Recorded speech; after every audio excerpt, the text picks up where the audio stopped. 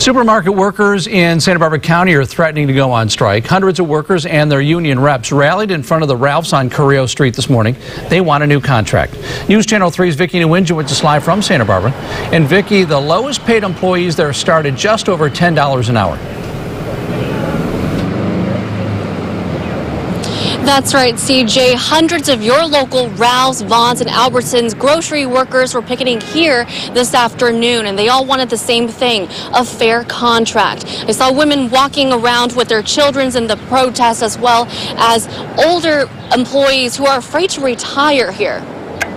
How many wages have got to go? These are the faces of people who are done. So they're fed up.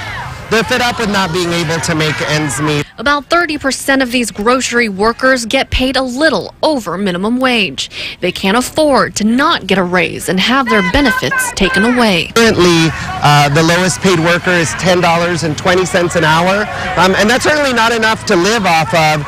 Southern California is very expensive. Santa Barbara is especially expensive. Reina Martinez is one of them. I am here today because of my two kids.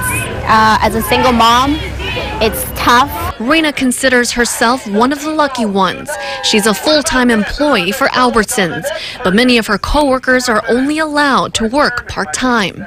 Minimum wage has gone up to $10, and the people that are making $10.20 can't possibly survive on that in 24 hours. No contract! No peace! No So these union workers swarmed Ralphs in downtown Santa Barbara, but Albertsons and Vons are also a target of their protest. The negotiations are happening today, and they're going to resume all week, and hopefully we can come to an agreement soon.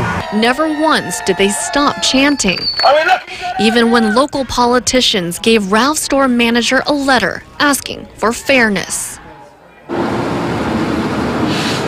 A union rep told me that most people start at $10.20 and it'll take years or several years to get up to $11 or more, depending on your department or position.